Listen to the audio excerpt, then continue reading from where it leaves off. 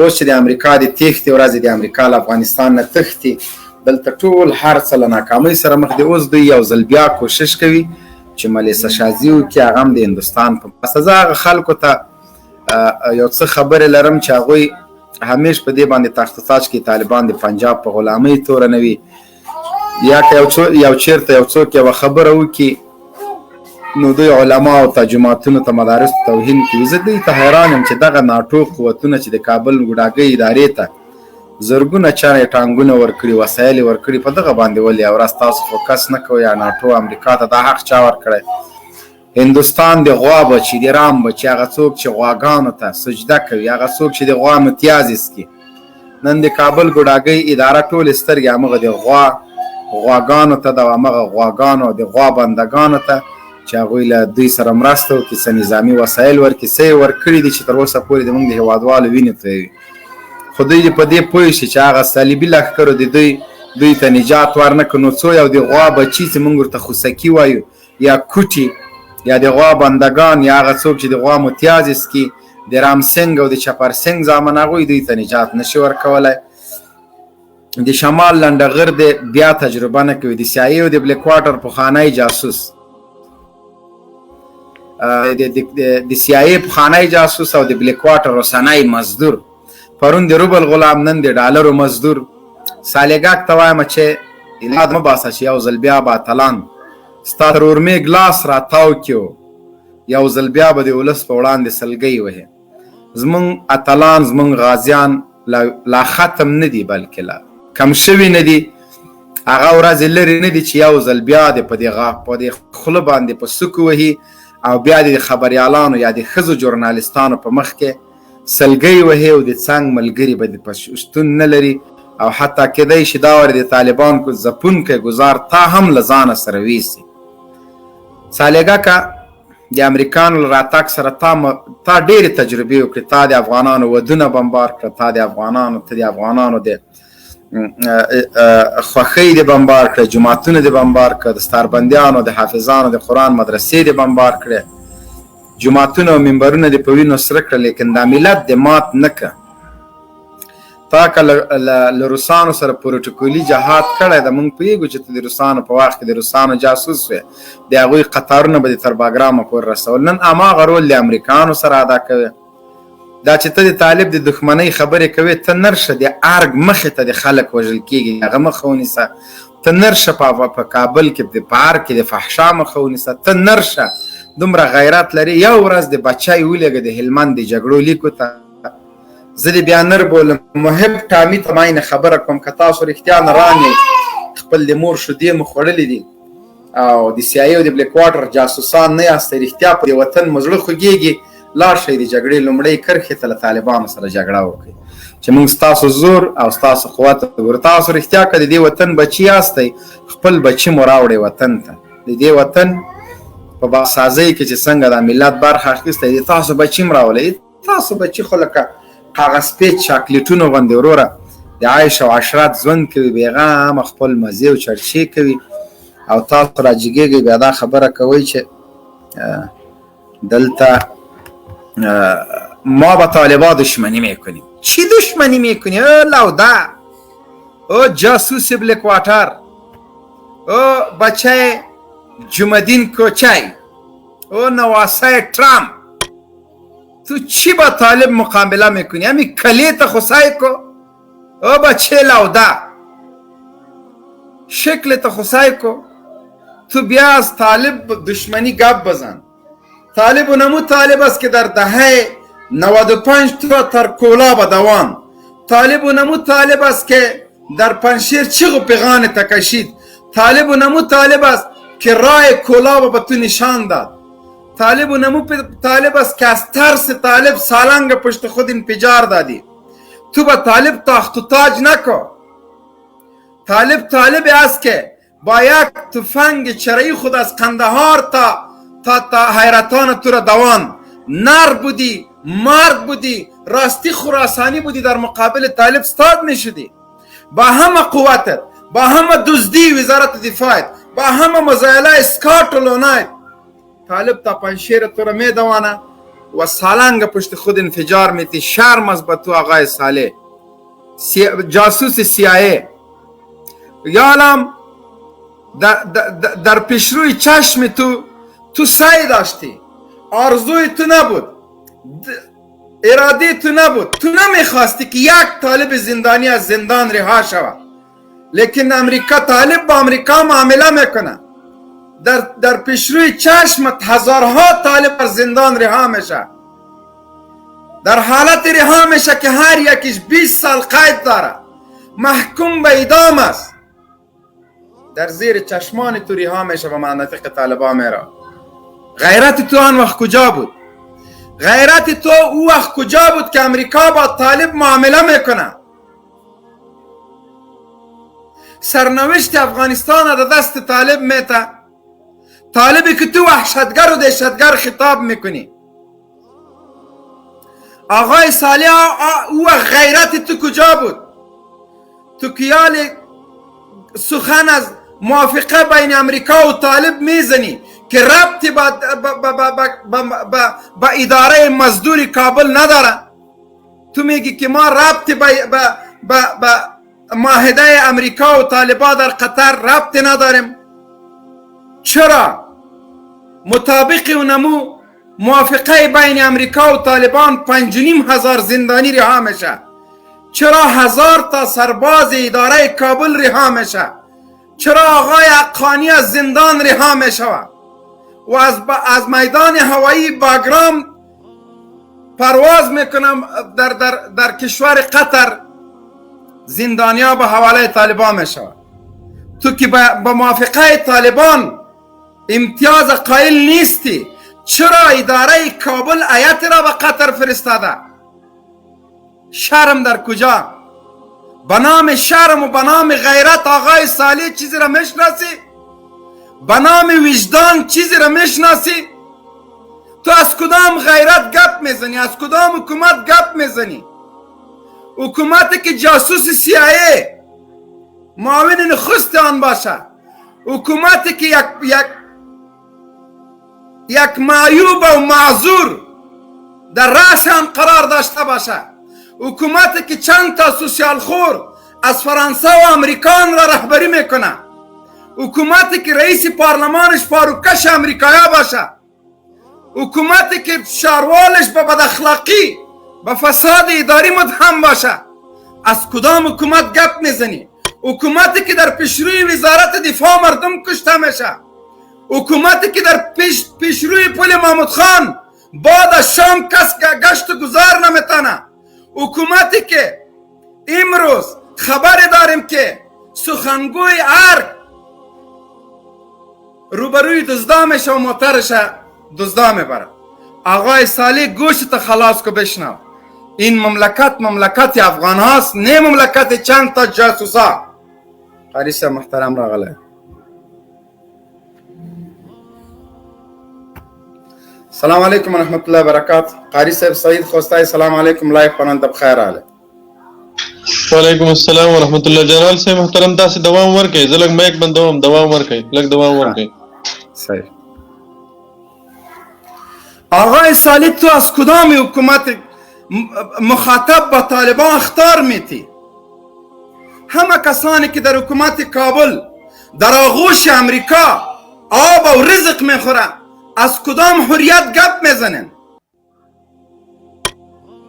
حکومتی که امیال در ارگ نشستن به فساد اخلاقی، فساد اداری، امروز سیگار راپور میته که حکومت کابل تا گلون در فساد غرق است. نه تنها فساد اداری، فساد اخلاقی، جرایم سنگینی در پیشروی ارگ. یک کسی نمیتونه موبایل با خود بگردانه. ناموس مردم در امن نیست. در ارگ در پیشروی شما یک ریش سفید که از خوست بود در پیشروی شما به شما گریان کرد که موبایل ما را بگیره، لیکن ما را نکشه. از کدام حکومت تو سخن میزنی؟ از حکومت سخن میزنی که همه فرمایشات از سفارت امریکا، همه عملیات از باگرام رهبری میشه. وقتی که امریکایا نبود تو چرا مقابله از طالب گپ نمیزدی؟ آخرین آرزوی شما که آقای جو بایدن است به او چشم براستین که خدا نخواسته ما خیره میگم اگه امریکا بازم به نبرد با افغانها در نبرد جنگ میای ما تیار هستیم. ما هیچ ترسی از جنگ با امریکا نداریم، هیچ حراسی از شکستاندن معاهده با امریکا نداریم، چون اسلحه‌ای که ما 20 سال با امریکا روبرو جهاد مقدس را کردیم هنوز در دست ما است. جوانانی که در مقابل امریکا می جنگند به هزارها تعدادشان رسیده، استشهادیایی که از ترس اونها به صدها سکیوریتی گارد با خود داری هنوز چشم برا به عملیات با کوبیدن شما هستند، منتظر آن هستند که چی وقت عملیات با وحشی ها و درنده ها و جاسوس های امریکا انجام بدن. ما هنوز هیچ حراسی از شکستاندن معاهده با امریکا و طالبانی که بشکنه سبا بشکنه کدام حراسی نداریم. جوانا داریم، مجاهدین الحمدلله هست، سنگرای ما فعال است، جوانا همت با جوش و جذبه ایمانی داخل نبرد هستند. کدام مشکل ما نداریم. مشکل تو داری، مشکل امریکایی است که باز جنازه ها با امریکا فرستاده خواهد شد.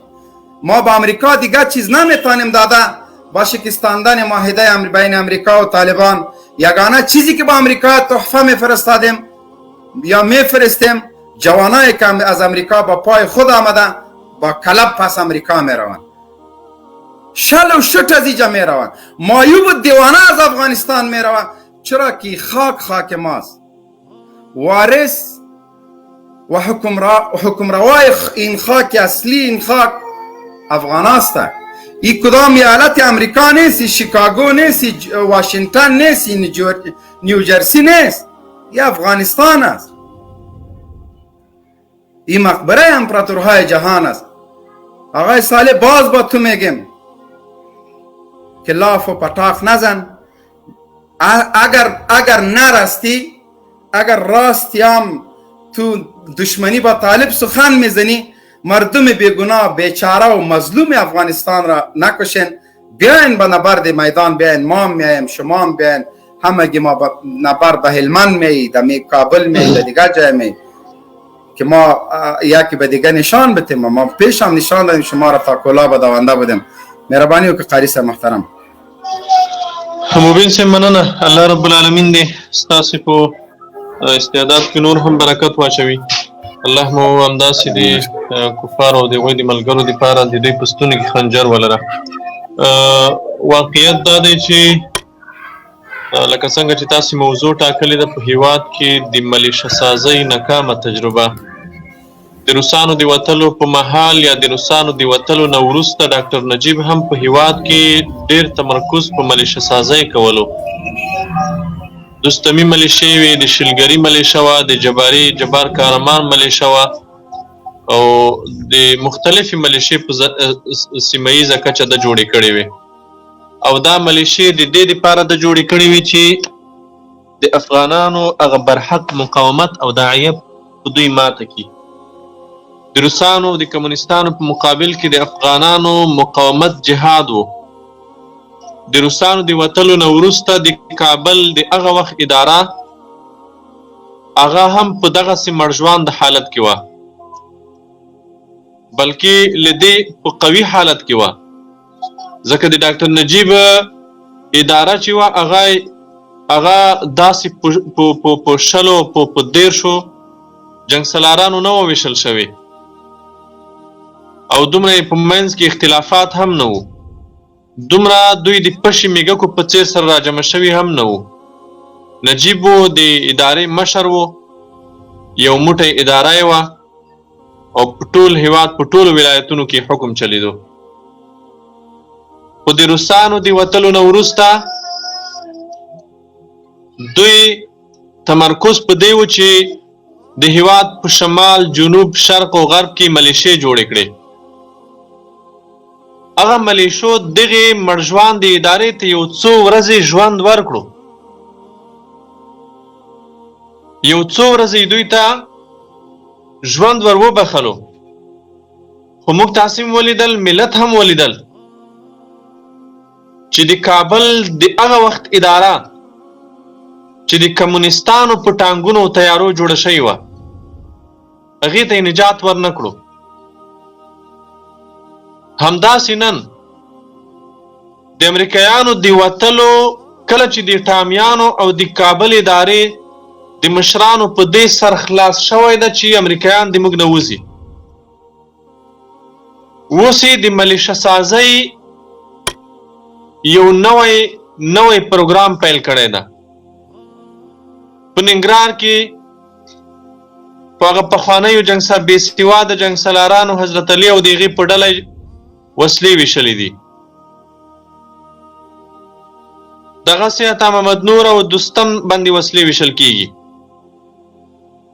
په قندهار کې دغه تادین خان په شا ټپول کېږي. دغسې د هېواد په نورو سیمو کې هم په ځایي ټوپکیانو، په ځایي لوچکانو وسلې ویشل شوي دي، د دې په خاطر چې د کابل دغه مړژوان د ادارې ته نجات ورکړي. خو دوی ته موږ وایو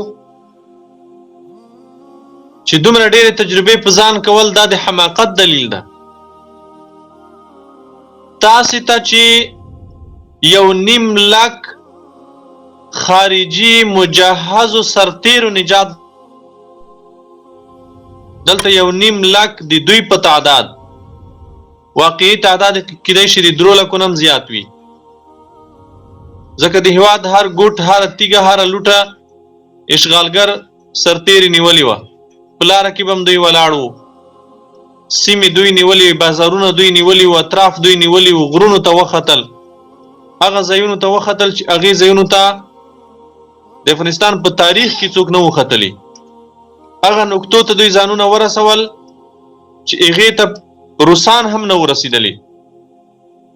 د هېواد هغه سیمو ته هم دوی ورسېدل، دا سره انګریزان د هېواد هغه سیمو ته هم ورسېدل چې هغې سیمو ته روسان هم نه ورسېدلي. هغه سیمو ته هم دوی لاړل، په مجاهدینو پسې ورغلل چې هلته هم مجاهدین پرېږدي. داسې غرونو ته دوی امریکایان راوختل، داسې غرونو ته دوی راغلل چې هغې غرونو ته ختل بیخي ممکن نه دي. خو دوی په دې خاطر چې مجاهدین هلته هم پرېږدي، هغلته هم پسې راغلل چې دغه مجهزو سرتیرو د منظمې منسجمې میډیا سره، د پراخو تبلیغاتو سره، د پراخو ډالرو سره، د هر ډول امکاناتو سره د افغانانو دغه مقاومت، دغه پاڅون مات نه کړی شو، نو دا یو څو چرسیان، پوډریان، د مور پلار ازار وهلي لوتیان، په اخلاقي فساد اخته، دا به کله دغې ادارې ته نجات ورکړی شي. زه وایم چې تاسې ډېر یو ساده فکر مو کړی ده او ډېر ناکام فکر مو کړی ده. زموږ دوی ته د دوی نه مو غوښتنه دا ده چې دغه ناکامې تجربې په ځان مه تکراروئ. دغه ملیشې تاسې ته نجات نشي درکولی. یو کار به وکوئ، هغه دا چې د افغانانو په زړونو کې چې ستاسې دپاره کوم ترحم وي، هغه به هم د دوی د زړونو نه وباسئ. بیا به لکه د عرب پسرلی په وخت کې چې کله هغه دیکتاتوران چې 40 کاله په ملتونو دیکتاتورۍ کړې وي او ملتونو راوپرځول، داسې به بیا تاسې هم دا ملت راوپرځوي او محکمې ته به هم پرېږدي. ملت به بیا دا وخت تاسې ته در نه کړي چې د محکمې میز ته حاضر کړي. قاضي ته مخې ته ودروي، تاسې بیا وکیل ځان ته ونیسئ، مدافع وکیل ولرئ. نه، ملت به بیا ستاسې قضاوت، ستاسې فیصله د کابل په کوڅو کې کوي، د کابل د ښار په کوڅو کې به عمل ته ستاسې فیصله کوي. لکه څنګه چې له تاسې نه مخته د دې هېواد د دښمنانو او خاینانو فیصله کړې وه، داسې بیا ستاسې فیصله هم په قضا کې نه کېږي، په کومه محکمه کې به نه کېږي، بیا به د ملت محکمه وي. نو هغه یې که په لاره در سره وکوله، په هر ځای کې چې تاسې په لاس ورغلی ملیشه سازي په هېواد کې، دا د دې هېواد دپاره نقصان ده، د دې هېواد د قومونو او د دې هېواد د وګړو په منځ کې د جنګ اور بلول دي. د موږ دپاره، د موږ د اهدافو دپاره، د موږ د هغه څه دپاره چې موږ د ځان دپاره ټاکلي دي، هغې په وړاندې نه ملیشه خنډ جوړېدی شي، نه لکونه خارجي فوزونه خنډ جوړ شول، او نه د دې ټامیانو د خارج څخه د راغلو دوه تابعیته د دوی پلانونه خنډ جوړېدلی شي.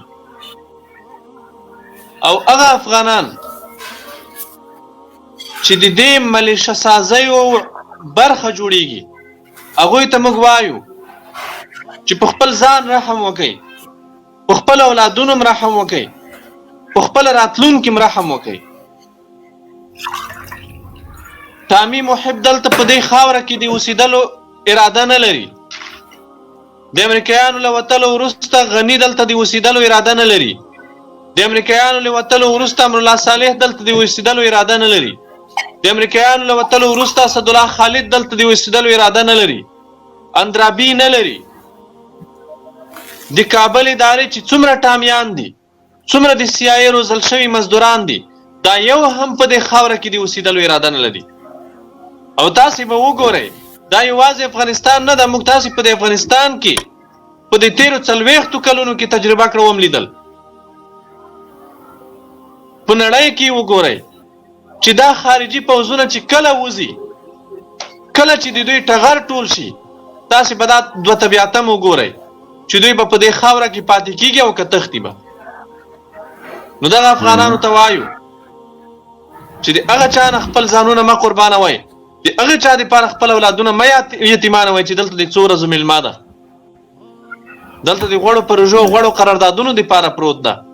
هغې دپاره خپل د دې هېواد او د دې خپل ملت دشمني مه کوئ، د افغانانو دشمني مه کوئ. دا دشمني بیا ګرانه درته تمامیږي، تاسې ته امریکا ویزې نه درکوي.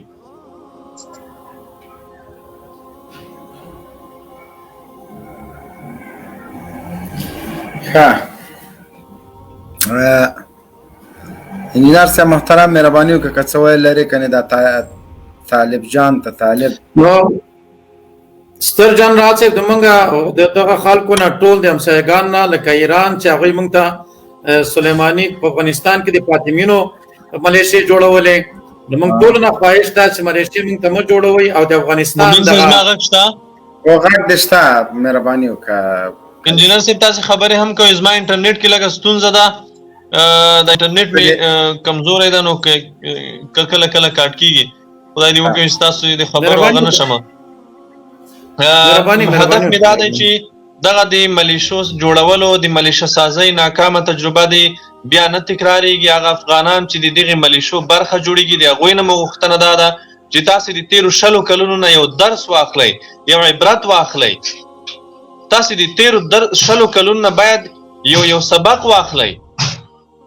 په تېرو 20 کلونو کې امریکایانو دلته هر ډول زور استعمال کړو، هر ډول وسله استعمال کړه، هر ډول فشار استعمال کړو، مذهبي فشار، سیاسي فشار، ټولنیز فشار، د مدني فعالانو فشار، د رسنیو فشار، د قومي مشرانو فشار، د سولې په نوم د اربکیانو فشار، د سولې د ولسي حرکتونو فشار، نظامی فشار، داسې شی پاتې نشو چې په دې دغه خلکو استعمال نه کړو، خو ټول ناکام شول او ناکامیږي به، ځکه دلته دا د عقیدې او د فکر جنگ ده، دا د ایمان جنگ ده، دا د ایډیالوژۍ جنگ ده، او دلته دا جنگ د اهدافو دپاره کیږي.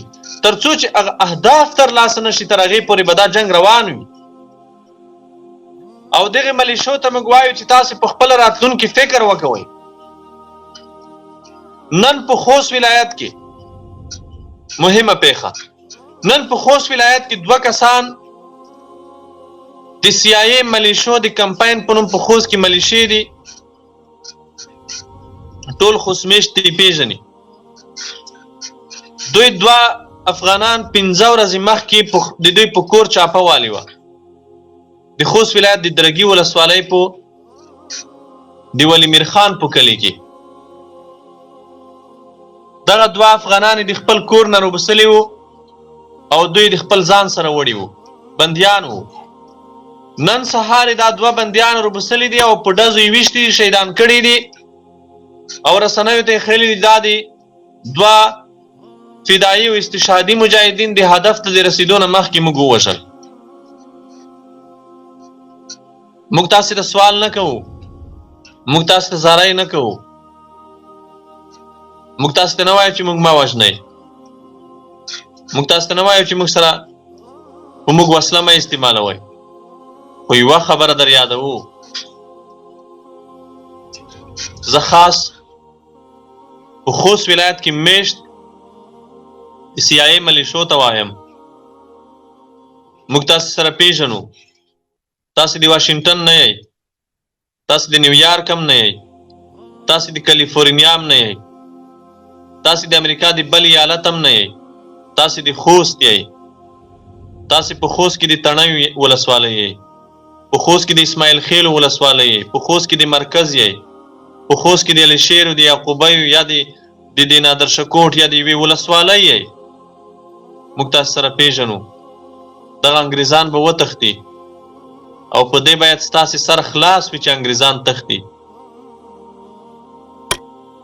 موږ تاسې په دې خاوره کې پاتې یو سره.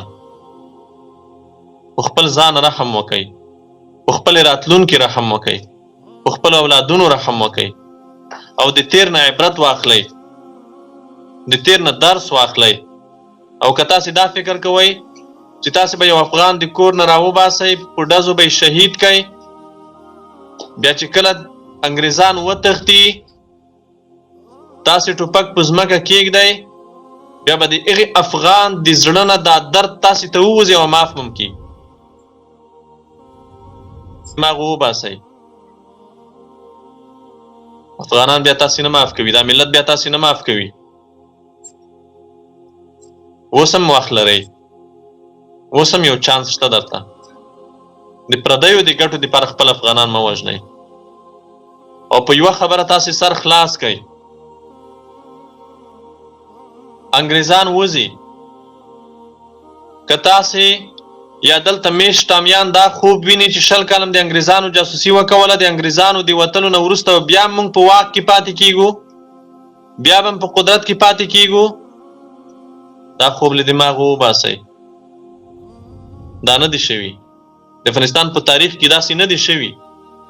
دا د افغانستان تاریخ ده، دا تاریخ به په تاسې تکراریږي، دا طبیعي حالت ده، دا موږ نه تکراروو په تاسې، دا په خپله تکراریږي، په طبیعي ډول، په طبیعي ډول دا په تاسې تکراریږي. او په نړۍ کې د اشغالګرو تاریخ وګورئ، د اشغالګرو د روزل شوو کورنیو جاسوسانو تاریخ وګورئ.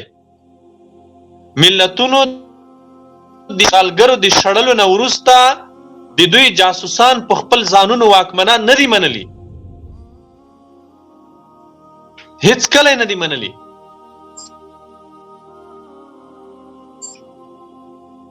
او نه به موږ تاسې د خپلو واکمنانو په صفت ومنو.